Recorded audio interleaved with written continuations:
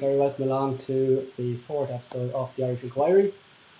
First things first, are we live? I wonder. We should probably be able to find that out ourselves, but maybe someone will just give us a quick text, a quick message, say hello, tell us what the sound is like. I know my sound hasn't been great the last couple of episodes. We'll try and fix it tonight. Hopefully it'll be okay. So apologies, it's been a few weeks since the last show. I would love to do a show every week. I mean, there's so many great people out there with important things to say, but I suppose just with work and life and everything in between, it just doesn't always work out. But here we are, and we're making up for it because we've got three great guests, I think, tonight. We have Professor Dolores Cahill on again. There's been a good bit of news about Dolores Cahill recently, but she still hasn't got a platform to talk about any of the important issues she raises here on this show and other similar shows. She seems to be getting quite a lot of attacks online. She has had, as far as I know, no mainstream coverage yet, mainstream media coverage, and has had some of her videos on YouTube censored, and Facebook even give alerts that her information is fake news, and be careful. So I'm always interested to hear what people like Dolores have to say. As well as that, we have Dr. Marcus de Brun. Marcus has featured a lot on, is very active on Twitter at the moment and has a lot to say as well. But I'm not sure if he's done any mainstream media. I haven't seen him in any interviews online. And a barrister of law, Martin Byrne, is with us. So we'll be covering a couple of different issues tonight. Antibody testing, masks, social distancing, the lockdown, is it time to lift it now, or do we still need to be careful? The role of the media in this whole crisis, and also freedom of speech regarding the censorship issue as well. Let me go and get the panelists or the guests to introduce themselves very briefly first. So we might go to Dolores, I suppose, first, Professor Dolores Cahill. Just take a minute, Professor Cahill, and just give us a quick outline of your professional background, please. Yeah, my background is in molecular biology and immunology, and in 1997 to last year I had a company that basically we developed diagnostic tests and looked at the specificity and cross-reactivity of antibodies, and I was on the Government Advisory Science Council from 2004 to 2013, and I've been an expert in the European Union for about 15 years as well. And I should also say I'm chairman of the Irish Freedom Party as well. And that one of my main issues is around free speech and making people aware of their fundamental rights like freedom of speech, freedom of association, freedom of travel, and freedom for bodily integrity. Okay, thanks, Dolores. Actually, we might, once we do the introductions, we might just come back and briefly touch on our political affiliations, a little bit on our beliefs before we get into the rest of things. Let's go to Dr. Marcus de Brun. Dr. de Brun, are you with us? Yeah, I'm with you. Yeah. Good to have you, Marcus. Yeah, thank you.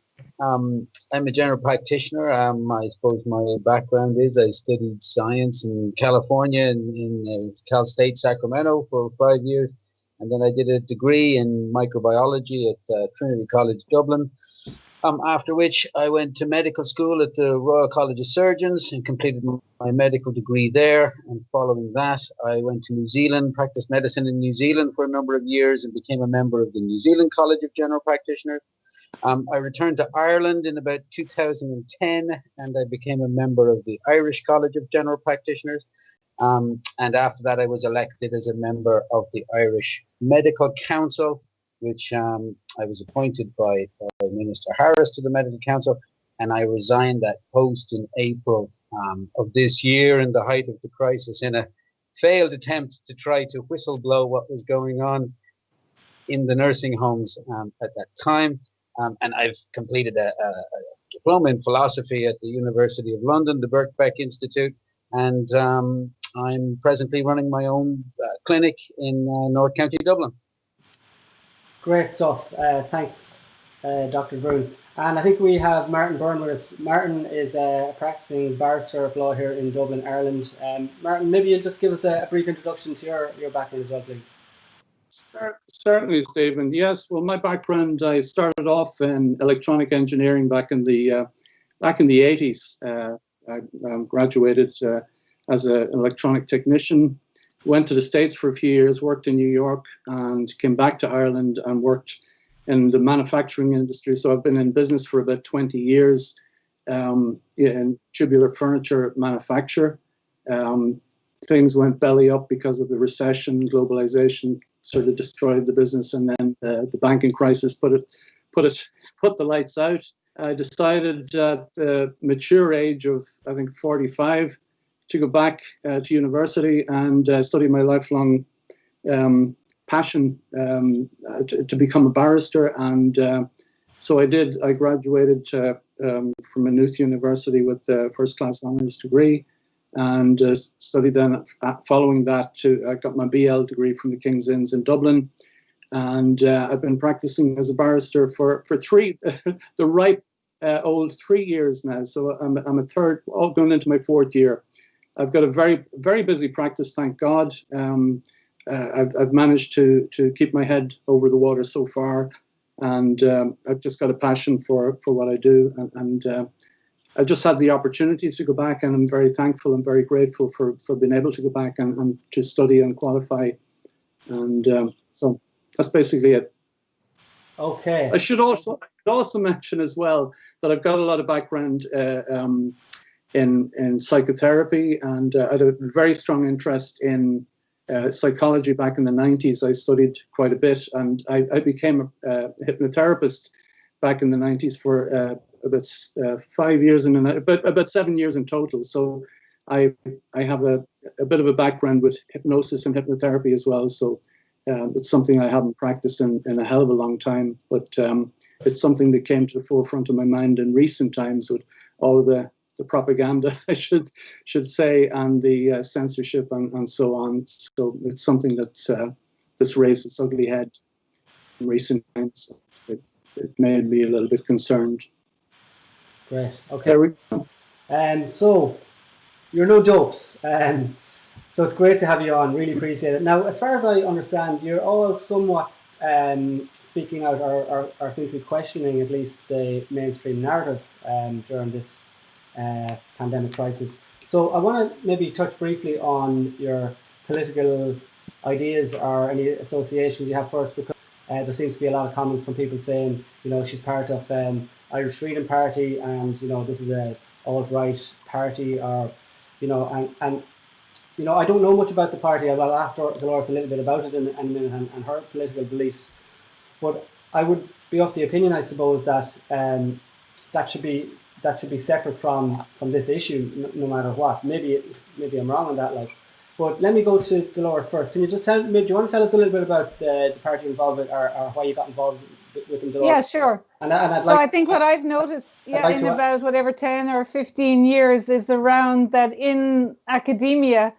what the basis of it for me is around academic freedom and open debate and challenging each other.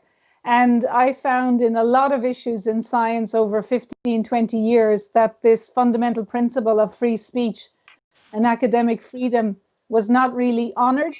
And then I also noticed in issues around, with say, carbon dioxide or, other issues that affected society, that if you looked at the science and realized carbon dioxide is not a main driver, we'll say, for climate change, and that if you were trying to have those kind of discussions, and experts, in the last 10 years that were trying to raise issues, or other issues like mercury in vaccines, which I would not consider safe, and also aluminium and mercury together in vaccines, that anyone who comes out with those issues is then really undermined, and their profession reputation is undermined. So one of the reasons why, in all of my life, I would be standing up for principles of free speech and, fundamental rights of bodily integrity, freedom of travel, freedom of association, freedom of practice religion. And because I saw that science and medicine was being undermined, about 5 years ago, I thought I should be engaged in politics, because I had spent 15 years advising Irish governments and also the European Commission. And we would write lots of nice reports, but they wouldn't actually be implemented, so that Ireland has been deteriorating in the education system, innovation, and in job creation. And there's huge issues with the banking and healthcare system, and that the politicians were not actually implementing workable solutions that when you do strategy and policy analysis, you actually, when I worked in the European Commission, I was in the Unit for Global Coordination of Research, and I was meeting people from the United Nations Industrial Development Agency, the World Bank, you know, the OECD, and they actually had huge ways of, you know, ensuring that a country works for its people, and they weren't being implemented. So my journey started when there was not informed consent with the HPV vaccine with my daughter back in 2013 when she was in first year. And I think informed consent is a principle of the bond between the medical and science professions and parents and society. So I said I would dedicate 10 years of my life to around those issues of informed consent. But my main core issue is freedom of speech. So if people want to label me, you know, whatever, what I believe in is what everybody believed in, you know, up to the 80s and 90s. But if people want to say that that's an extreme view now for freedom of speech and our fundamental rights, I think it's just, you know, the fundamental of society. So, and I was also involved in naming Irish Freedom as the Freedom Party, so that we would stand up for our freedoms. And I think people would have a year or two ago thought that we had our freedoms, but we can see in the last 2 months, a lot of our basic and inalienable rights are being taken away. Okay, thanks for clarifying that, Dolores. I might go to Dr. Marcus Brun. Marcus, what about yourself? I'm just trying to see, is there any similarity? You all kind of have speaking out against the mainstream view of this pandemic. Does that mean you're all on the same page politically? What are your politics, Marcus? Could you tell us a little bit about them? Well, no, I mean, I don't think we would be all on the same page politically, and I don't think that that's a terribly bad thing or that's a negative thing. You know, probably maybe Dolores likes broccoli and I don't, and I think that's perfectly fine. I don't think that everybody has to be on the same page, and I think it's a sign of a healthy society if we're not on the same page on a lot of things. You know, and in a similar respect, in terms of COVID-19, we would be on the same page for a lot of things and not on the same page for a lot of things. You know, this notion, I think, that we have to all be on the same page has kind of become a kind of an underlying kind of a theme throughout COVID-19, throughout the crisis, that everybody is supposed to be on the same page and everybody's supposed to be doing, saying, thinking and acting the same way. And I think if we stop and think about that, and if we stop and even think about some of the criticism that might be leveled at Professor Cahill, or some of the criticism that's leveled at me for opinions that we might have, then you're really undermining the very basis of kind of democracy and freedom itself. You know, let's have debates and let's have discussions and let's have debates about the subject that we're debating about. You know, there's been a lot of kind of calls and a lot of negativity around the subject of racism and that. But it's a kind of an inverted racism in itself to kind of dismiss other people simply because they don't have the same political affiliations as you. So, you know, a lot of the people who are making these claims and making these accusations that, you know, so-and-so belongs to this political party or that political party, you know, I think a lot of those are symptomatic of what's going on in our society. There's a homogenization of thought, homogenization of thinking, and we don't have to look too far in human history to find when situations like that emerge in a society, very, very dangerous, nasty things can happen. You know, speech and talking, as long as it doesn't contain hate, and as long as it doesn't contain an incitement to violence or to hurting other people, and as long as it doesn't contain a discrimination or some notions of superiority or white supremacist or crazy stuff like that. And I think everybody on the panel tonight would find thoughts like that or discussions like that to be crazy. And so out of the realm of what we're talking about. But unfortunately, there is this process going on where, you know, the criticism of a particular view is being loaded with kind of other stuff that might be kind of YouTube friendly or might be kind of Twitter friendly to label someone as a racist, and then so you can't listen to anything that they've said. I think we really, really have to listen to what other people are saying and analyze what they are saying and what they are talking about. And we have to be very, very careful about this process, this homogenization of thought that's going on at the moment. I mean, my own politics would be, I'd be a big fan of the philosopher Slavoj Zizek. I often write about him. My own philosophy in politics would be probably left-leaning and socialist. But at the end of the day, I'm a human being, and my politics would be humanitarian, and they would be about kind of caring for each other and treating each other with decency and respect. And when I say each other, I mean all human beings. You know, I'm not into the Black Lives Matter or the White Lives Matter, because I'm politically or racially colorblind. I don't see any real distinction between races or people. But again, here I am trying to justify myself as not being something when, you know, these tools, racism and all of that, are being kind of used to dampen down debate, silence people, and get everybody onto the same sort of a political page and political narrative. And unfortunately, the four of us are here and we're talking together in a relatively small section. And that's no disrespect to you, Stephen. You've done a fantastic job. But we're in a very small section of the internet and a very small section of the social dialogue in Ireland. And part of the reason for that is because we've been pushed. People who object to the ongoing narrative have been pushed into this kind of bucket where we're all being labeled as being some sort of kind of horrible people with horrible agendas and things like that. And, you know, what's going on in that respect is very, very dangerous. So I have no political affiliation. I'm not a member of a political party.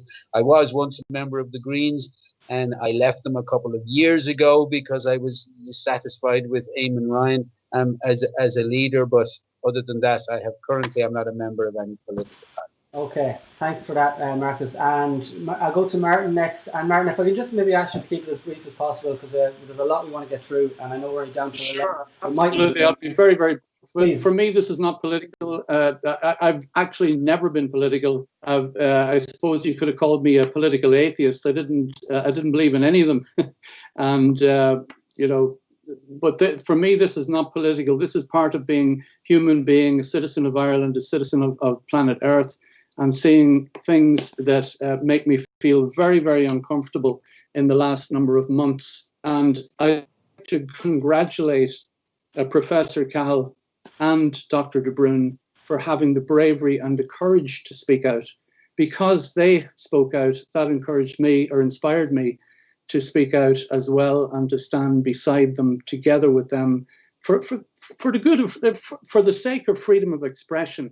It's such a valuable and important commodity, or an inalienable right that we have. People don't appreciate it, that we're losing it.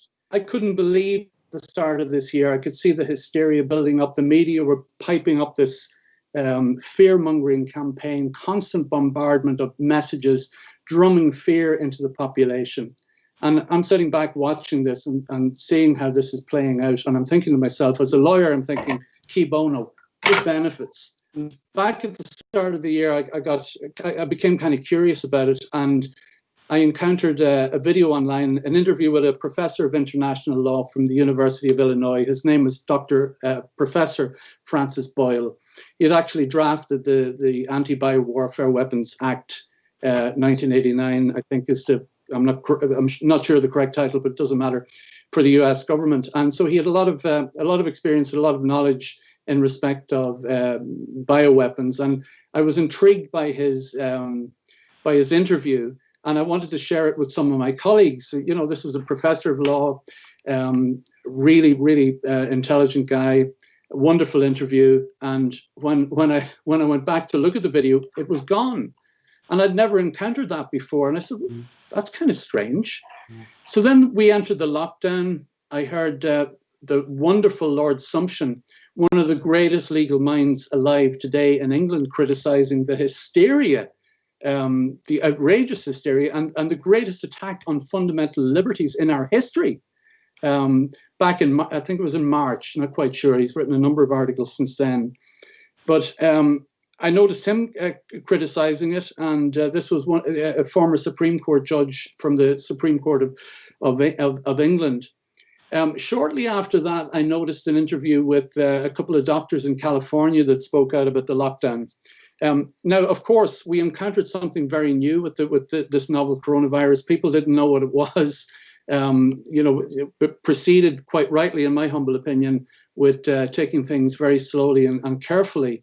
But as time went on, more data came in, and people were able to, scientists were able to evaluate that data. And in fact, I understand from listening to many interviews that there was a lot of data available before from Stanford University. I can't remember the professor's name. Was it Ioannidis? Michael Levitt.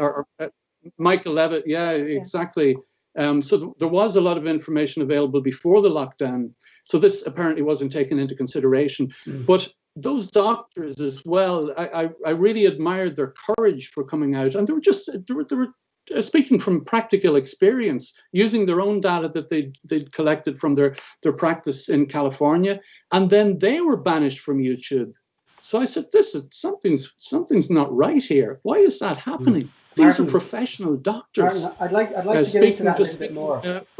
From facts, I'd like to get into that a little bit more, Martin. But let me, first of all, because I'm wondering, why are all these videos, being censored? Dolores, exactly. She said a few. So let me ask the question, and I'll start by asking Dr. Brun. Because we're told in the media every day, especially a lot recently, the last week or two, I think, with all the talk about masks and everything, and all the new cases, and they're picking up in a second wave and all this. How can we know for sure how dangerous this virus is? And I know you spoke before on other interviews, Marcus, about Sweden, and you've spoke about New Zealand. Could you tell us a little bit about those countries and compared to Ireland? Are there any other countries, and what are the factors? And try and keep it as short and concise as possible and as factual as possible, and just so it's nice and clear for people. Okay. Well, I suppose to be short and concise as possible, first of all, COVID is real. It's not an imagined sort of a fairy tale thing. There is a virus called COVID, and it does kill people.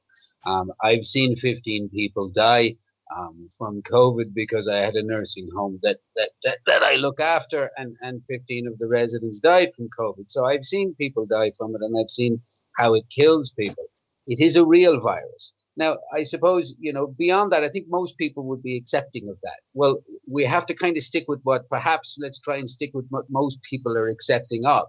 So we have a real virus. It arrived here possibly, as far as we're aware, in around January, February, although there's some evidence to suggest it was here before then. But let's take it that it arrived here in January, and it came from Wuhan, China. And as it made its way across Europe and was killing people, it was killing a certain cohort of people.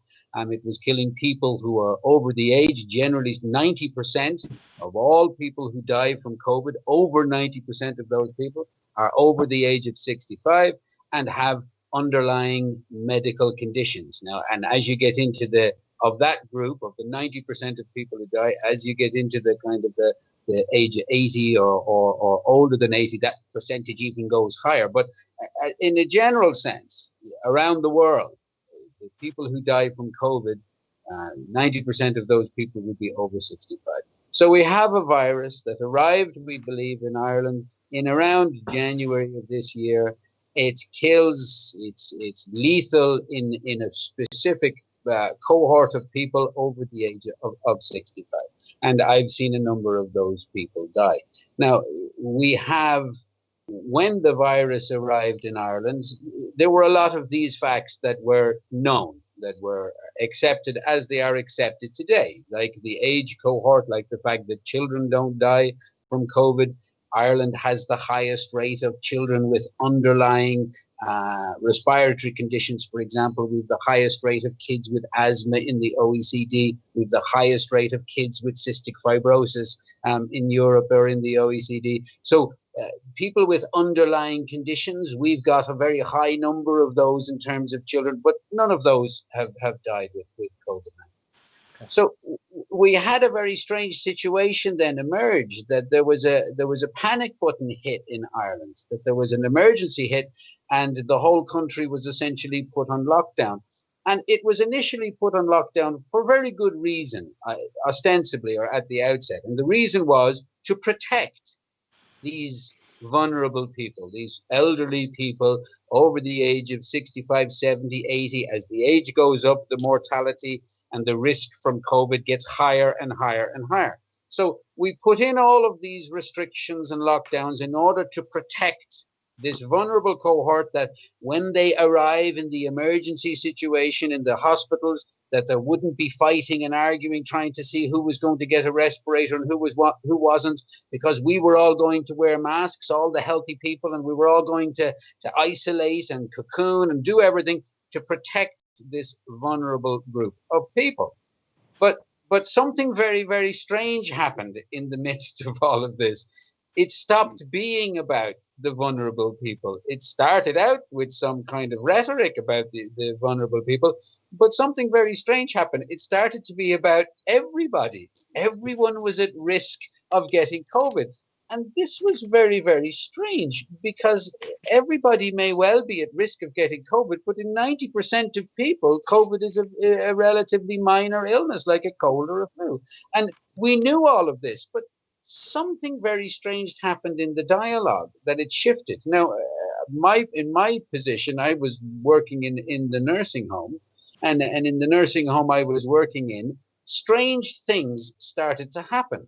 Like, for example, in the height of the crisis, from March 21st until April 9th, all the nursing homes around Ireland, all the doctors looking after all the nursing homes throughout the state, we were told that you're not allowed to waste tests on nursing home residents if you have one person in the nursing home who already has the virus.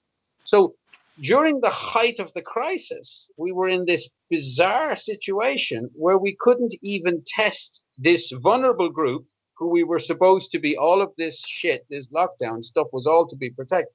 We couldn't provide them with tests. Not only could we not test and diagnose and figure out, okay, who's got the virus, who doesn't have the virus, who should we isolate, who should we not, how can we get families in, you can't work in a situation where you can't provide testing and diagnosis. So we're in this bizarre situation where we can't provide testing. And then other strange things start to happen. People start arriving in the nursing home from the hospital. Now, because the hospitals are being emptied, remember, to provide space for all these elderly people that are going to be cared for in ICU. So there are healthy or symptomatic patients being dumped from the hospitals into the nursing home, some of them with symptoms, some of them without symptoms. And I discover, and other colleagues discover, that none of these people are being tested for COVID. So it soon emerges that that symptomatic people with COVID-19 are being dumped into the nursing homes that have capacity for patients. So we find ourselves in a very bizarre situation where we've no access to tests, and all the shit about PPE has already been discussed. So we've no access to PPE, or limited access to PPE, no access to testing, refused for residents in the nursing home. And I'm not making this up. This is a circular, and it's on my Twitter feed, sent from the government, sent from the HSE to all doctors, saying no testing for elderly residents in the nursing home. So I'm standing back in the midst of this bizarre scenario where we have all of this lockdown and restrictions and everything else in order to protect a specific cohort of people. And yet, when I'm working in with that cohort of people, they're actually being treated like animals, as if they had no human rights, as if they didn't even matter whatsoever. And I'm not inventing this. It's not a kind of a story that I'm coming up with. This is kind of what's going on. So in order to attempt to whistleblow this, I resigned my position on the Medical Council in Ireland. I got some coverage in the national papers about doing that, resigned my position. And I said specifically I was resigning it because these people were being ignored. And I suggested that there was going to be a large number of casualties. And I did that on April 19th. And 1 month later, nothing happened, no change, no debate, no discussion. And 1 month later, it emerges that over 1,000 people in the nursing home sector have died. and a large number of those deaths as a consequence of the horrific mismanagement of the crisis. And the thing that beggars absolute belief is that the people who were neglected were the very people at the very outset of all of this. We said we're going to shut down the economy. We're going to give everyone 350 quid a week. We don't care about the costs because human lives are so important to the state and human beings, and we care about people so much. We're going to do all of these things for this vulnerable group of people who were willfully ignored and neglected. And, you know, Micheál Martin gets on with Ryan Tubridy last weekend, and he says that, you know, as soon as he becomes Taoiseach, there will be no public inquiry. And that, I mean, again, I'm not making that up, but I watched the YouTube clip. Somebody sent it to me on Twitter, and I watched the man actually sit on national television with Ryan Tubridy and look in his face and answer the question with a smile on his face and say, there will be no public inquiry because mistakes are made, and this was a crisis, and sometimes mistakes are made. Now, I'm in the very, very bizarre sort of situation where every day I have to scratch my head and say, okay, Marcus, do a mini mental exam on yourself and see, are you actually going nuts, or is this really, really happening?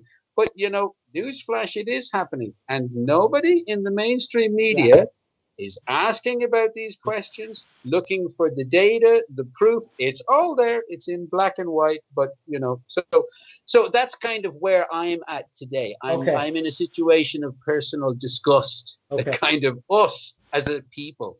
Okay, now listen, thanks. But you're not alone, Marcus. You're certainly not alone. It's absolutely disgraceful. Yeah, I want to come. I'm going to move on in a second, but let me, Marcus, I'll put you under pressure here. In 1 minute, tell me, why did New Zealand get it so right, and why did Sweden get it so wrong compared to us? Well, I don't think Sweden got it wrong. I think, you know, the unfortunate thing that's happened with all of this is that there's so much bloody science out there that if you want to go and find a science to say that the COVID is coming from aliens or coming from 5G or coming from the moon, you just get on Google and you'll find an army of scientists to tell you there's all the facts and there's all the data. So unfortunately, we have an overabundance of science. And some of it is legit and some of it isn't legit. So the real question is, okay, how do we pare down and find out, does lockdown work or does lockdown not work? Well, the only kind of, or the most sensible thing to do, if you want to ask yourself, was lockdown a waste of time? You look at the country that doesn't have a lockdown. You look at Sweden, for example. And it's very, very easy to see that lockdown was a complete waste of time in most of its aspects. When you look at Sweden. And the unfortunate thing, again, what happens is when people look at Sweden and with people with a particular agenda want to use numbers to confuse people or to manipulate minds, they use things like death per million. You know, you get on to any of the websites about COVID and you'll see death per million. Sweden is doing terrible. Ireland is doing great. Whatever. Any agenda, they pick out these kind of deaths per million. But the whole thing about COVID that we've lost, that the reason that's gone is the sense and rhyme and reason that's gone is the whole thing about COVID is 90% of the deaths are in over 65. That's the cohort that dies. So if you're going to look at Sweden's deaths, you have to look at their over 65s, because that's, if you're looking at lung cancer in smokers, you don't do a study on people who use bicycles or the whole population. If you want to study lung cancer in smokers, you look at the number of bloody smokers. So in the same respect with Sweden, if you want to find out about their deaths, you look at their population of over 65s. And if you do the data, and I've only just done it about 3 days ago, Sweden has 232 deaths per 100,000 over 65-year-olds. Ireland has got 257 deaths per 100,000 over 65-year-olds. So they're doing better than us. So they are doing much better than us. And that's if you use the data properly. But the thing is, when you say deaths per million, well, what are you putting into that? You're saying the whole population. Now, we know, if somebody comes out and says that it's, that children are dying from COVID, it's not. It's over 65s. So, this manipulation of data towards political ends, comparing things, is a dangerous thing, and it particularly goes on when people look at the Sweden model. Okay. Marcus, thanks for that. I want to move on to, because I know time is kind of catching up with us. Let me go. I want to play a clip actually now first in relation to masks. I know we've heard a lot in the last week that masks are going to be, I think it was only yesterday, was it, that it's going to be mandatory on public transport. I want to play a clip from another professor of immunology, Luke, I forget his surname actually at the moment, but anyway. Luke O'Neill. Luke O'Neill, apologies, yeah, thanks Dolores. Let's have a listen to this first, and then Dolores, I want to come to you and get your thoughts on it, please.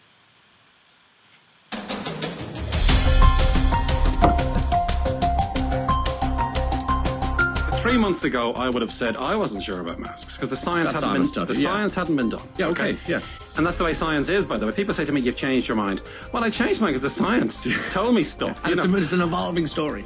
If you and I are wearing masks now, it decreases our risk 99%. My son is having a play dates again in our home. If I bring his friend in the car with us to the park, which we like to do, should both children wear masks in the back of the car?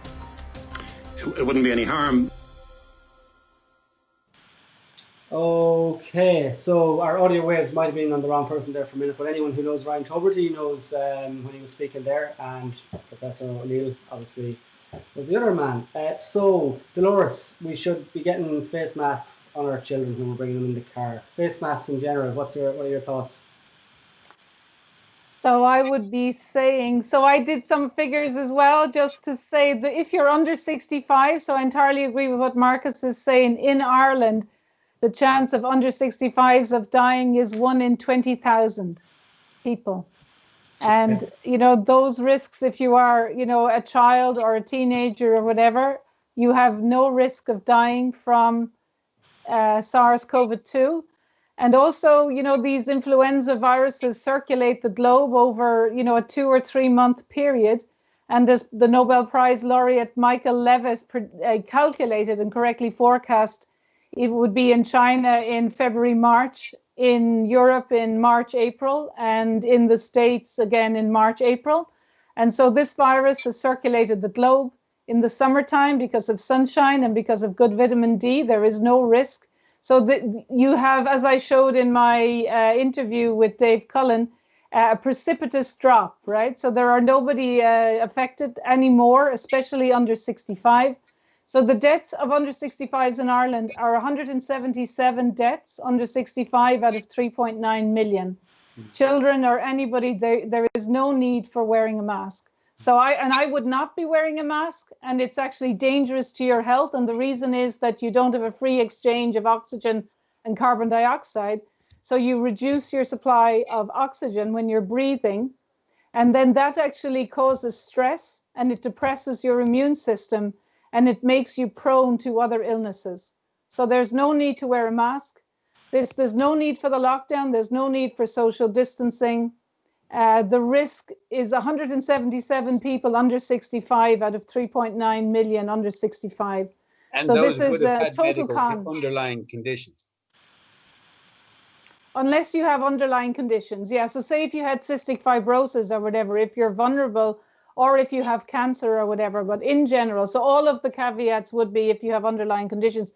But of course, there are things you can do to boost your immune system, like vitamin D, C, and zinc.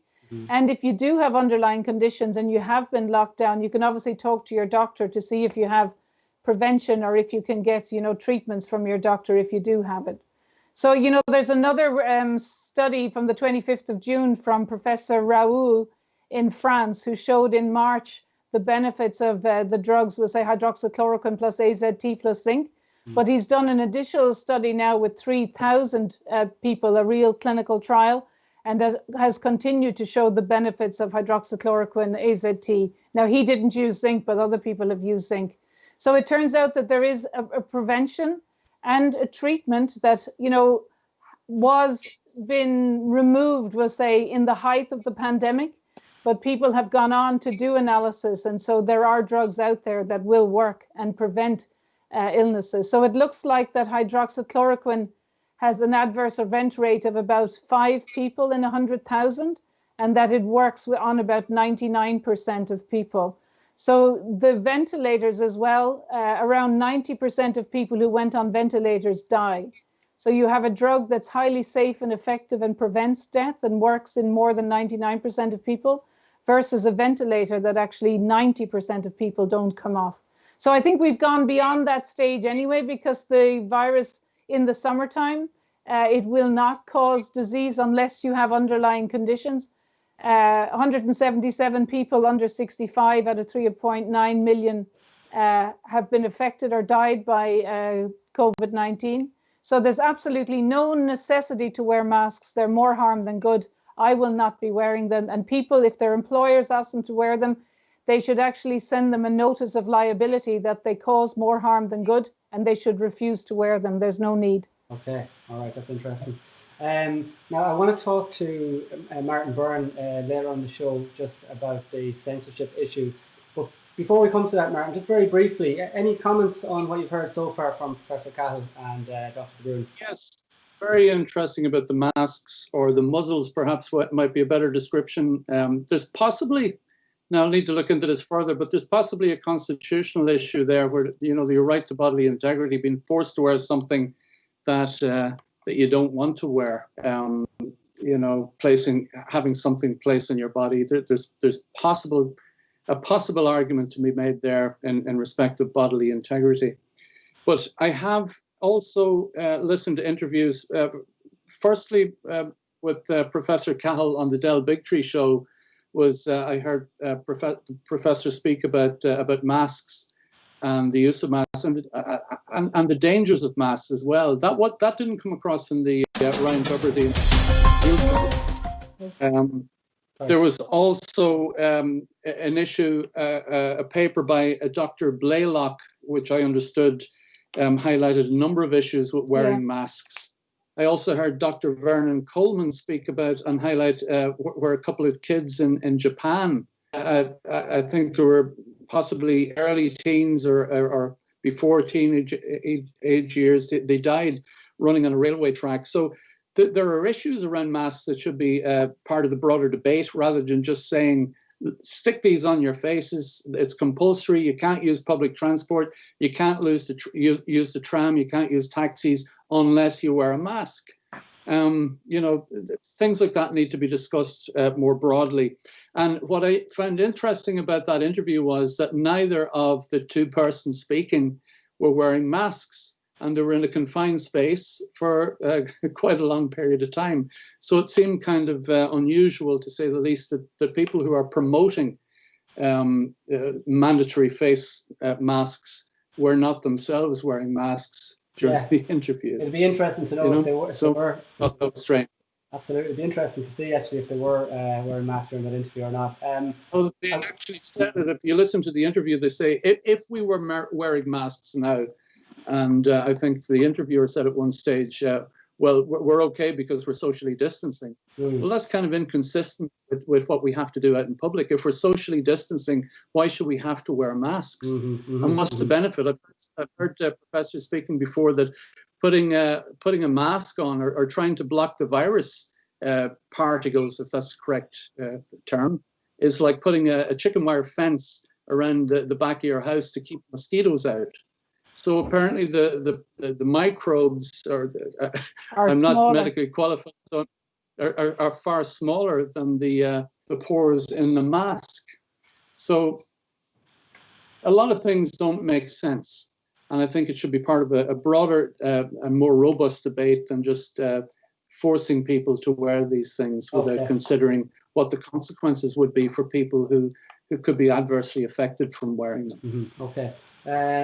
I want to ask you another quick one here first, Martin, but before I do, could I ask everyone, please, to maybe share this video, because, you know, a lot of people don't get an opportunity to hear these views. If you're just listening to the likes of RT and News Talk and all our Irish mainstream media outlets every day, you're really not hearing these opinions. So just take a second now and just share the video now, please, and we'll try and spread the information a bit more. I want to come back to Dolores in a minute and ask Dolores. I want to ask you. I want to play a clip from Professor O'Neill again, where he's talking about vaccinations. and that this is what's going to save everyone. But before I do, Martin, very briefly, we had a Black Lives Matter protest there a couple of weeks ago where supposedly, allegedly, maybe 5,000 people gathered. As far as I'm aware, there doesn't seem to have been any spike in the numbers. But I thought it was interesting that seemed to go ahead, fine enough. There's no problem really. There was no outcry. Whereas a couple of weeks prior, there was a court case taken where some individuals were challenging the legitimacy of some of the laws that have been brought in. Now, you've been a barrister. I would imagine, whatever you think about the individuals taking the court case, I thought it was an important issue, and I thought the public should have a right to be able to go there and listen to what the judges have to say. And the judge actually, or somebody said in the court that I believe that one member of the mainstream media, could do the job of representing the public. Any quick thoughts on that? Well, my thoughts are that we live in a free society. We've got the right to peacefully protest. You've got to follow the the law. I can't advocate for breaking the law. We're supposed to follow the law, but there, with regards to the protests, there seemed to be a double standard there, and Black Lives Matter. Of course you do. You can take that for granted. All lives matter. I don't see people protesting in the streets for the over 1,000 elderly citizens of Ireland that perished because of the mismanagement of the crisis. People should be up in arms about that, but I don't see marches and protests in relation to that.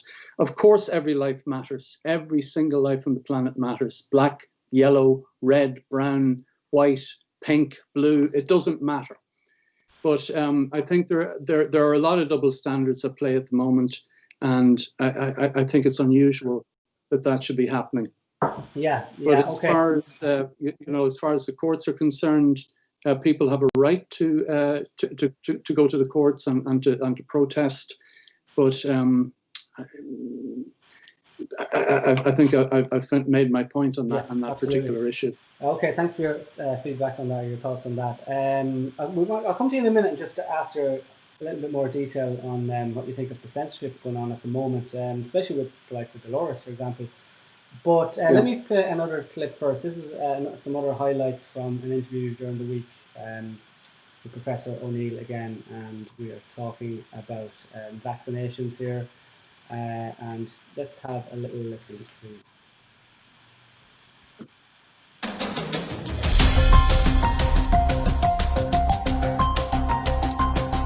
How long those antibodies will offer protection for? I mean, if they're there, they've obviously fought the virus and won, but then do they just sort of go out of business after a while? Yeah, your body stops making. It looks like your body stops making them, or makes a lot less of them. The second thing is it's good for the vaccine people, because they know now you got to give a good, strong vaccine with a good, what's called an adjuvant that's part of the vaccine to really get the immune system going, to try to increase chances of it working, But you don't have a choice. People act like you have a choice. For the world at large, normalcy only returns when we've largely vaccinated the entire global population. Okay, so Dolores, our antibodies disappear after a short period of time, so we really do need this vaccination, and we've heard what Bill Gates has to say in it as well. Obviously, he potentially has a vested interest in it. Dolores, I'll come to you first. Any thoughts? Our antibodies and vaccinations.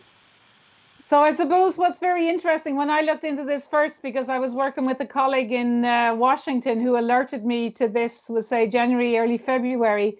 And I looked back in the World Health Organization and different publications to see what is the percentage of people in the world that would have antibodies to these coronaviruses. And very unusually, the World Health Organization and the researchers said that between 7% and 15% of the global population would have antibodies to coronaviruses. And just so those that people would know, that 40% of the time when you have an influenza-like illness, a flu, so 4 years out of 10 on average, they are caused by a coronavirus. So these, and also the common cold is a coronavirus. So it turns out, we'll say 80% of these viruses would be very similar from the different viruses, so that your body, they're like a football, you'd be making antibodies to it. And when another coronavirus would come a year or two later, if you are somebody who will make antibodies, you will have antibodies to the previous coronavirus and you'll make one to the new one. Okay. But what was very interesting, and there has been a lot of results now to show that, yes, indeed, 80% of people don't make antibodies. So there is different components of that, and some of it is that a large proportion of the population may not have a receptor for this virus, which is an ACE2 receptor. And it turns out that young people don't have the receptor for the virus, and that's why they're not affected, and that's why they don't spread. And so the virus doesn't get into their body, and so therefore they don't make an antibody response. They would be negative on an antibody test, but they won't actually ever have the symptoms. So I think what is a huge miscalculation in governments, and I found that out very easily, by the way, this information in January and February, that 80% of people will really not be affected at all, and they won't have antibodies. And so to develop herd immunity, you're talking about only maximally you'll get about 7% to 15, 20% of people will have antibodies. But the people who never got sick, the 80%, they will also not pass on the infection and they won't get sick. So, and also I would say that I would disagree with Professor Luke O'Neill that if you generate antibodies to a virus, if you're part of, we'll say, the 15 or 20%, then you will have antibodies, against the next one. Okay. But I think why this is very important is that it means the premise for the testing is completely wrong worldwide, okay? Because it means the people who are going to make antibodies would have had antibodies last year, right? Because the coronavirus between the various years are quite similar. But if you are the 80% that's not going to make antibodies, you will never have antibodies. So the testing is entirely irrelevant. And also, I would say it takes months or years to generate these tests. So I would say the antibody tests would not be specific for this virus. They probably would have been made in previous years, so that you might be testing for the presence of antibodies for corona. Now, it's obviously some tests, they could be made specific for this COVID-19, but it turns out the sequence of this virus in the database has been changed, so that the sequence that people may have been using may not be entirely correct.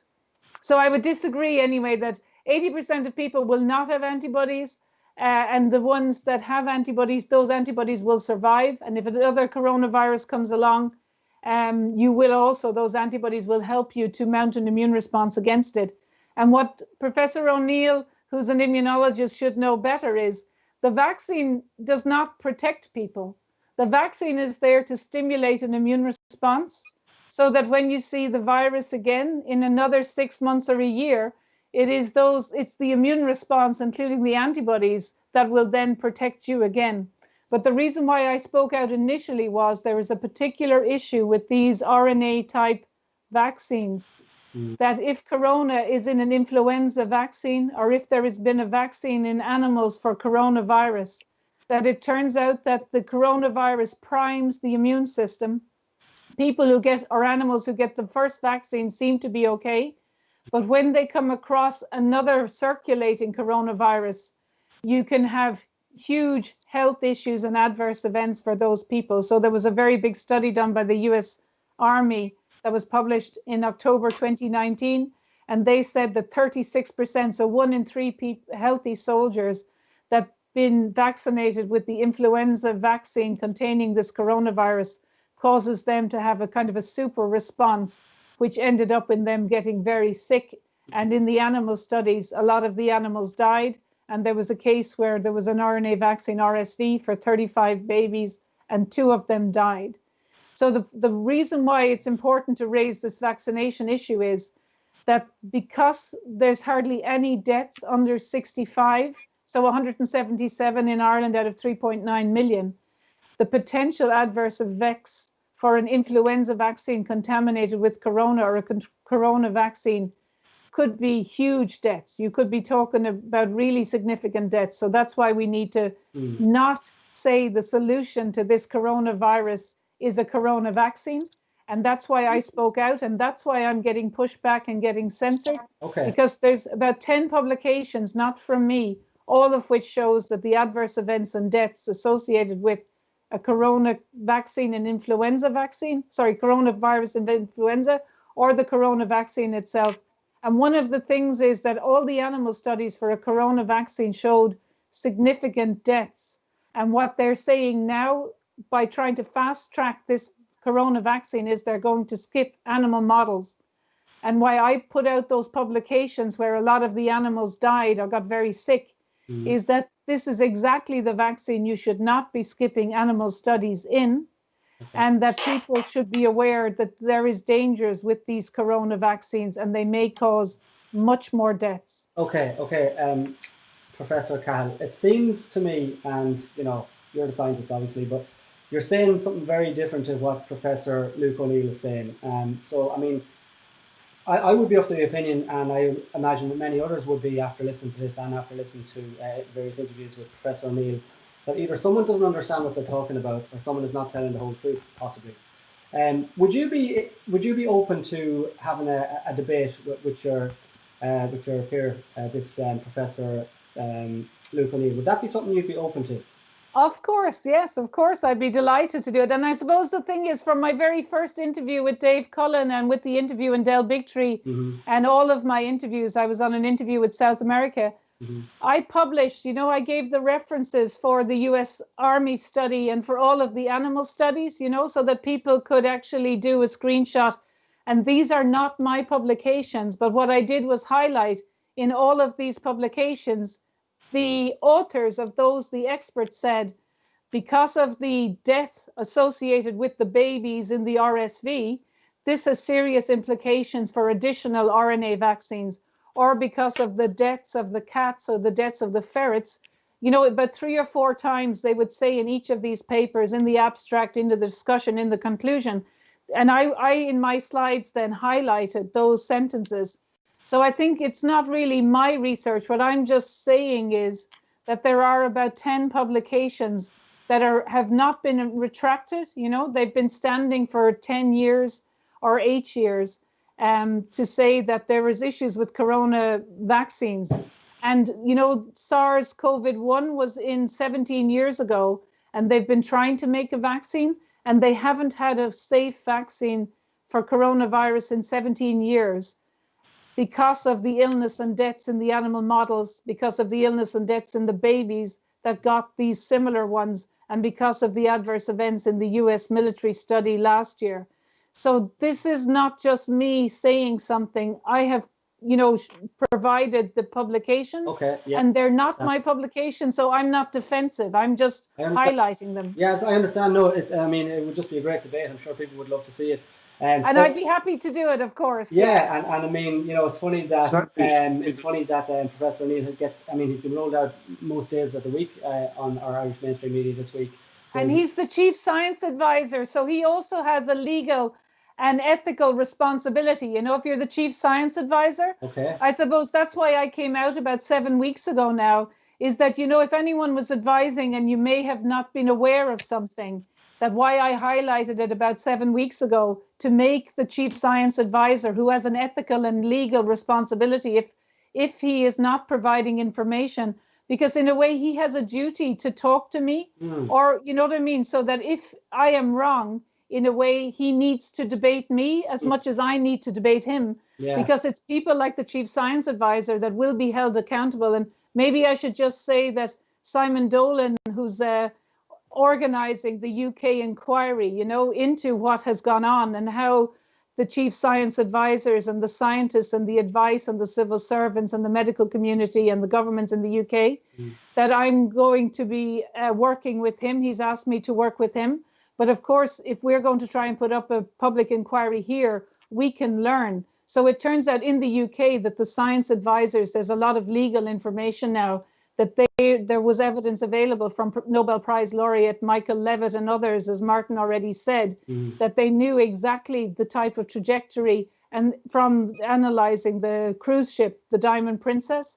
And they also, because hydroxychloroquine and zinc were known in previous SARS and coronavirus outbreaks, that in the UK there's a lot of evidence now that the science advisors were incorrect. And I'm very happy still to work with the Irish government and with Professor Luke O'Neill and everyone, so that we learn lessons for next September and for, the next winter, if there is more virus coming along. But I think, we need to have that debate. Absolutely, yeah. So let's hope people share this, and I know Professor O'Neill is on Twitter as well, so maybe when we have the link of this, people can tweet him after and just get his opinions on it. Let me just say, it's nearly coming on 11:10. There's a few more things I'd like to talk about, and I'll come to Dr. De Brun in a couple of minutes. Marcus, if you can hang with us, please do. If you have to, no problem. Let me go first, please, to Martin Byrne. Martin, what's your take on this? Because my take is quite simple. Talking about the mainstream media avoidance and also all the censorship online of Dolores. I mean, is that? Tell me, what do you think? It's basically, on a human level, it's outrageous. I can't believe that it's happening. There should be, as Justice Brandeis, a wonderful American jurist, once said back in, I think, 1927, he said there should be more speech, not enforced silence. There's been so many alternative viewpoints just censored, deleted from YouTube. Professor Cahill, she was deleted from the Dave Cullen interview. Dave Cullen himself, Dr. Buttar, Dr. Andrew Kaufman, Professor Sikora, Professor Knut Wiskowski, Dr. Erickson, Dr. Masihi, Fintan Dunn for breakfornews.com, Dennis Prager, Katie Hopkins lately, Dr. Willem Engel, Dr. Mikovits. There's so many people, even President Trump himself. People don't realize the importance of freedom of expression and democracy. The right to freedom of expression has long been recognized as a cornerstone of democracy, Stephen. It's not just an aspiration. It's a fundamental God-given and inalienable right. The government doesn't give us that right. We have it, just it inheres in us as human beings. Censorship is rarely acceptable in a democratic society and constitutes an attack on constitutional rights. Another great American jurist once said, and he was Mr. Justice Anthony Kennedy, he said, "The remedy for speech that is false is speech that is true. This is the ordinary course in a free society. The response to the unreasoned is the rational, to the uninformed, the enlightened, to the straight out lie, the simple truth." So what are they afraid of? I would welcome an open debate with Dr. Marcus De Brun and Professor Dolores Cahill, with the likes of Professor Luke O'Neill and anybody else. This should be done. It's incumbent upon the state to protect and vindicate the rights of Irish citizens. They must do it. They have a duty. They have an obligation. And we as peoples, as citizens of this country, we should be demanding it. It's not something that we're entitled to. It's a right. It's our God-given right. And they have a duty of care to the people of this country. And they should step up to the plate and take responsibility for this. I can't believe that Micheál Martin is turning his back on what happened in the care homes. People have to be held to account for this. It's not something you can just brush under the carpet. People have to be held to account. And they should be aware of that. And it's up to us, the people of this country, to hold them to account. So I thank God for good people, goodwill people like yourself, Stephen, like Dave Cullen, like Fintan Dunn, Break for News, like Gran Torino, people in the alternative media, that people who want to speak out and voice the alternative view have to turn to the alternative media. What's wrong with the country if we have to do that? What are they afraid of? This is a free society. We should be able to debate these issues openly and freely, without fear, without vilification, without being monstered or demonized. It's a shame that I heard it would bring a tear to a glass eye to listen to a doctor saying that he's afraid to speak out, and to Professor Cahill vilified in the press. What's wrong with this country? We need to have open and free debate and discussion. I listened to an interview. I'll just finish on this very, very briefly, and this is of grave concern to me. Just on the issue of vaccines, and I should point out, when I saw that interview with Bill Gates back at I think it was back in April, I thought to myself, well, who died and made him king of the world? What's going on here?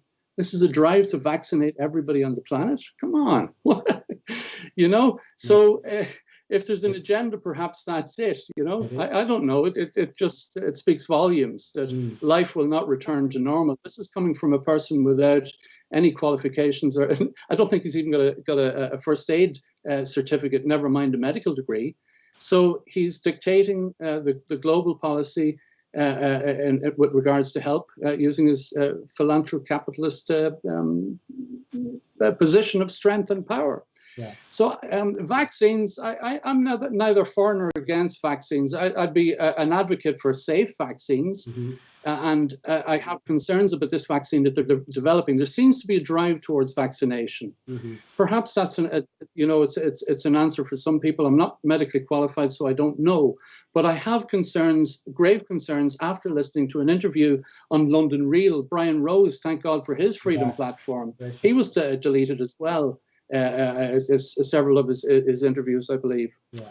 So he set up this freedom platform, and where he invites wonderful guests on and interviews those people. And last night he had Dr. Zach Bush, wonderful US doctor, and I listened to the interview, and it echoed what Professor Dolores Cahill was saying back in another interview.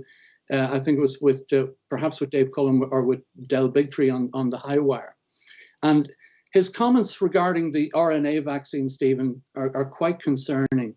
And it's because he says that this RNA vaccine can create what he says, or what he calls, quote, a super antigen response, end quote, and hypersensitize the recipient to future corona outbreaks. If this is correct, wouldn't it be of vital importance to place this issue at the center of robust public debate and discussion at the highest levels of government and in the mainstream media? According to Dr. Bush, quote, the vaccine is a band-aid at best. Terrifyingly, all the RNA vaccines we've ever created tend to do something called a super antigen effect, where we actually hypersensitize that person to a future exposure to that. And I assume what he means is the antigen. And when they do get exposed, they die very quickly from an overwhelming immune response to that antigen. And so we are potentiating death for the next coronavirus, if in fact we allow an RNA vaccine to go on. It's already been seen in those first couple of clinical trials with these fast-tracking vaccines that got put straight into humans. Even the low-dose category, we created hypersensitization. People are going to die from corona for the first time if we allow that vaccine to go into practice. Right now, people are dying from consequences of hypoxia related to the entry of the virus, but they are not dying from the virus. They're dying weeks later from complications of hypoxia and bacterial infection, not dying from the virus. But from that vaccine, we'll start to die by our reaction to the virus itself. And I think we would see the very first true COVID deaths on the tail end of a vaccination program worldwide. So we have a band-aid that's going to by its biology, put us at risk for a much worse relationship to the viral genome as a whole. And terrifyingly, it doesn't just stop with coronavirus, end quote. So I think that warrants further discussion and debate. And maybe Martin, I should just come in there that's what I was saying in why I came out in my Dave Cullen interview, because on the 5th of May 2020, the Irish Medicines Organisation were saying they wanted to vaccinate the total population of Ireland with the influenza vaccine.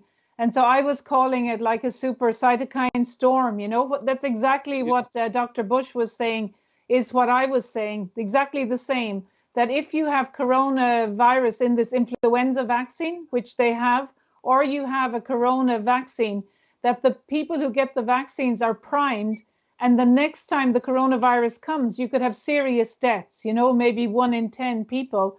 And I was afraid if the government gave the influenza vaccine to the people during lockdown, that when they came out after lockdown, like in June now, the coronavirus would still be circulating and you'd have huge deaths. People would literally just drop dead in a few days, and they would call that the second wave.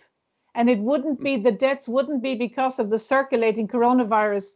They would have been because of this super antigen response in relation to corona in the influenza vaccine. So He's one of the few people that's coming out saying something very similar to what I've been saying. Go ahead, Martin. Sorry. Yeah.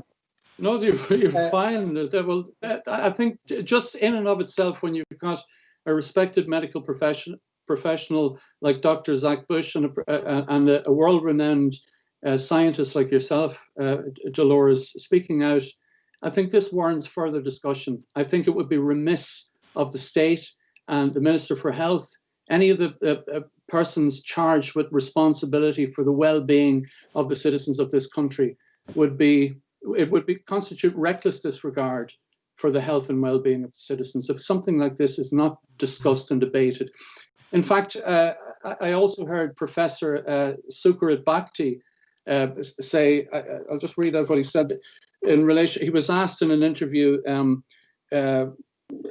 in relation to vaccine, must we confine ourselves until a vaccine is developed? And he answered, this is something I don't understand. I'm an infectiologist. I have taught this subject. When a vaccine is sensible and when it is not. A vaccine is sensible only when we are dealing with something really dangerous, according to Professor Bhakti. One prerequisite for a vaccine to be effective is that the target isn't constantly changing. But in this moment, when you try to do something with a pathogen that is firstly not very dangerous, I think the CDC says there's a 0.26% mortality rate. And in fact, Professor Carl Friston came out last week, and I think he will have more definitive evidence in about a fortnight's time in this regard, that there's what he calls a potential dark matter, that there's possibly 70 to 80% of the population aren't even susceptible to the coronavirus. So that's something to watch out for. That's what I've been saying as well, but that's okay. Yeah. Interesting. Okay. And secondly, according to Professor Bhakti, it changes itself. So the coronavirus mutates, of course. There you will fall through, he says. It makes no sense to make something of that sort. And every vaccine creates the danger of side effects. That is why the benefits must overwhelmingly outweigh any possible harm. I'm not an opponent of vaccines, he says. I advocate in favor of sensible inoculations, but I also advocate against inoculations that are senseless. And COVID-19 should definitely be on this list as well. Now, he's been demonized. He's been sent into the corner to wear his tinfoil hat. I think that's disgraceful. These renowned scientists like yourself, Dolores, respected people in their field, and they're not being listened to. This warrants further and wider debate, and I think it would be appalling if that's not done. And I think the alarm bell is this fast track approach. Marry in haste, repent at leisure. You know, the wisdom in that old saying. Don't rush something. You could end up screwing it up, you know? Yeah, okay. Definitely there's cause for a lot more debate, and hopefully people will share this. And as I say, Professor Luke O'Neill is on Twitter, so when this goes up later on, maybe tweet him a link to it, and if you fancy maybe ripping a little piece of the video yourself and putting it up and tweeting them, by all means, go ahead. Now, I'm wary of the time. It's 11:20. We're 20 minutes over. We'll try and wrap up by 11:30. Let me just go around the room once and just get any final thoughts, and also maybe a plea to people in your profession who are of similar mindset to yourselves, but haven't been able to step forward just yet and express themselves like yourselves have. Maybe I'll start with Dr. De Brun. Anything in closing to say, Marcus? Yeah, well, on the notion of free speech, you know, we're all entitled to free speech, but free speech is a bit like a boat, you know. I mean, there's no use in having a boat if the tide has gone out and there's no water.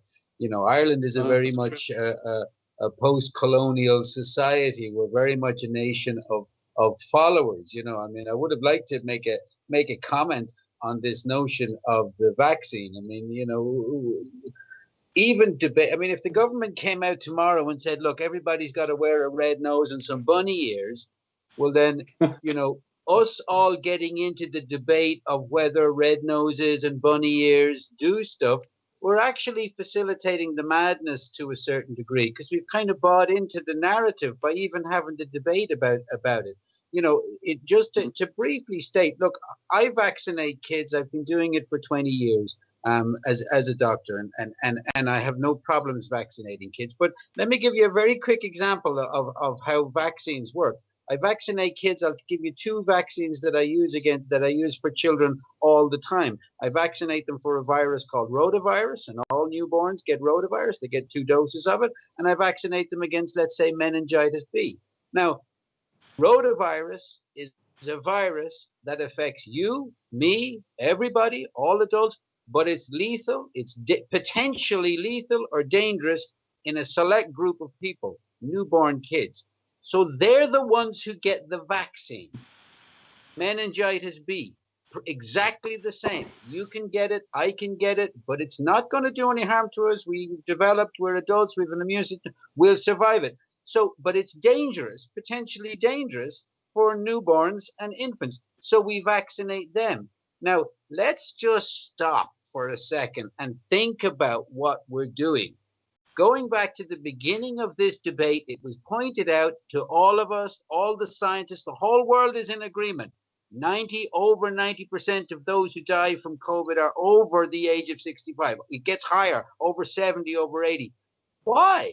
Why are we having a dialogue about vaccinating entire populations in countries for a disease that has a specific group of people that it causes mortality in? This makes no sense. Now, people need to ask themselves some questions. Things went on with Cambridge Analytica, with Facebook, with social programming and social engineering that resulted in outcomes for political elections and that. People need to start asking themselves a question. If 1 or 2 companies are manufacturing vaccines that are going to be sold at 10, 20 euros a pop for entire populations of entire nations around the globe, is it kind of ever so slightly possible that there's a little bit of social engineering going on here, particularly when it's unnecessary for the vast majority? So this notion of freedom of speech, look, in my opinion, it's over. There's too many stupid people out there in the world. There's too many people buying into a narrative. And I know that might sound like, oh, De Brun, you're a doctor. Who do you think you are?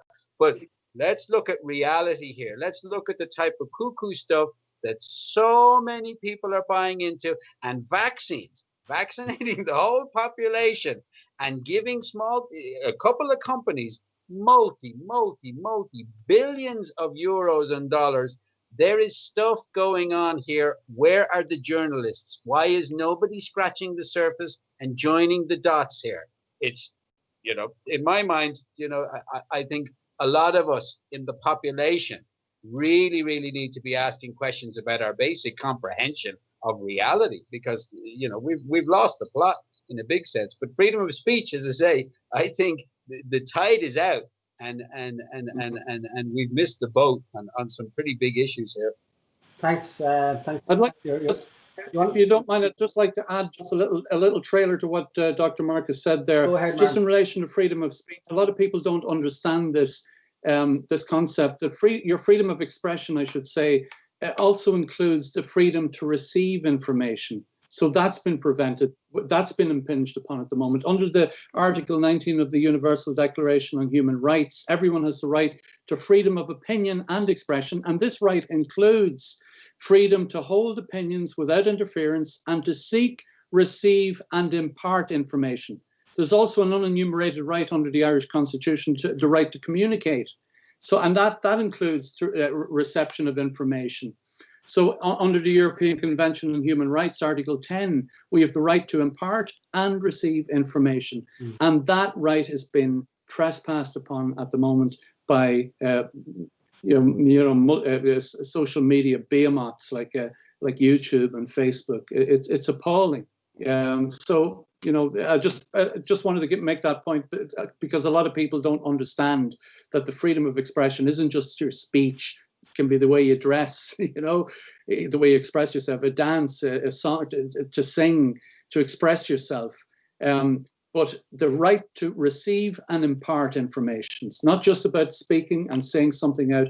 You have an entitlement to be able to receive information as well. And that's been blocked left, right, and centre.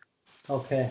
Thanks for that. I'll go to Professor Cahill just to finish, and if anyone else wants to jump in for a final word just at the end, just jump in yourselves. But Professor Cahill, what closing words do you want to leave people with? Well, I just thought Martin made a great point there that I hadn't been aware of really before about not just the right freedom of speech, but the freedom to receive information as well. Yeah. And I suppose I have been saying as well that people on YouTube, that those people who are censoring that information, if it turns out that what people like me and Dr. Zach Bush is correct, that there is an issue around the corona contamination in influenza, and if people aren't aware of it, that censoring that information could have health consequences.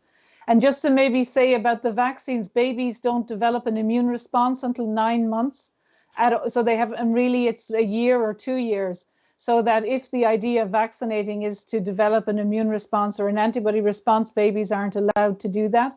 And I would consider, so they also, that if aluminium or if there are metals like steel or cobalt or whatever, which it turns out there are in a lot of the vaccines, that they are actually irritants of the immune system and are essentially unsafe.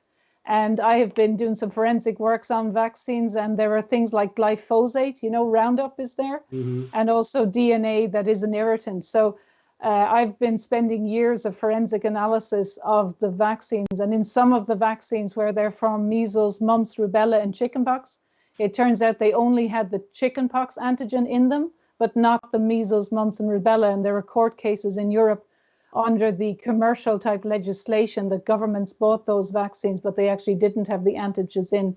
So I would say that anything that has mercury in it, which as well in America, they said they took out mercury from the vaccines, but they actually put the mercury in the vials, and they didn't put the mercury into the vaccine solution, and that they argued in front of Congress that because even though the mercury was in the vial, that it wasn't put in the vaccines, that's how for years they're getting around it. So, and also mercury and aluminium together have a synergistic effect. They irritate the immune system, and they call it neurocognitive decline. And babies don't really have an immune system until 9 months, a year, or a year and a half. So really, they should not be vaccinating babies under 9 months. And if there's aluminium in it, they are nanoparticles like asbestos. They cause irritants and neurocognitive decline, and they shouldn't be vaccinating babies without being safety tested. And I can just say that there have been court cases with 5 million people in the United States where they asked the CDC to produce the safety testing. And in December 2018, the CDC and the FDA said they haven't done one placebo-controlled clinical trial for a vaccine ever that goes into babies. So they're not safety tested, they're not safe. Wow. So I think, the medical community, they don't know that there are, glyphosate, and mercury is one of the most toxic, 10 toxic things on earth. So I think that parents have been let down, and the doctors themselves have been let down because they're not aware how toxic the ingredients are. And they're not aware that babies don't actually mount an immune response for 9 months, but really for 2 years. So their doctors, I'm sure in 5 or 10 years' time, GPs and doctors will not be vaccinating babies because they don't have an immune response, and the vaccine should be safety tested before they're injected into babies. Okay, very interesting. I'm sure we could go on, but we better wrap it up for now, I guess. Well, just before you do, sure, Stephen, sure. Just can I make it perfectly clear that I disagree with much of what Dolores has said in terms of vaccines. That, as I said, I have been vaccinating children, and I have faith in the vaccines that I vaccinate children, and I would certainly advise all mothers and all babies to be vaccinated in accordance with the vaccine program that as it exists through the HSE today. Well, maybe I just ask Marcus something? If you just let me finish, Dolores. If you just let me finish. The problem that I have with vaccines, and the only problem I would have with vaccines, is vaccinating people who do not need to be vaccinated. And that for me is an issue that's within the realm of the current crisis. But certainly I have no issues and would not promote the non-vaccination of children. So can I just ask one question, Steve, before we finish? It's quite important. Briefly, go ahead. So what the definition of safe is? That a vaccine has a randomized placebo-controlled clinical trial. And obviously I've done research on vaccines that can be safe, right? So I'm not anti-vax, but the definition of safe is a randomized placebo-controlled clinical trial. And Marcus, do you know how many of the vaccines that are injected in the baby schedules have been safety tested with a randomized placebo-controlled clinical trial?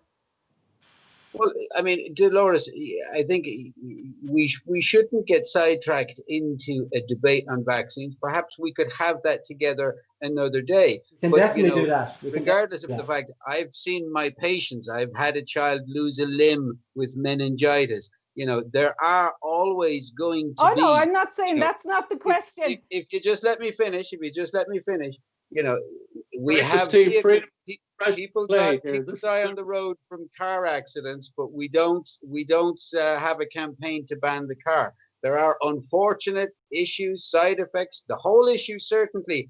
I'm not against discussing the issue of vaccines and vaccines in children, but I am certainly against any suggestion that we should be encouraging mothers to go against the national vaccine program. That's a debate for another day, and I'd be more than willing to have the nuance of the trials and everything, but we need to talk about that perhaps as a separate issue. No, well, can I just answer the question then, because you didn't answer the question.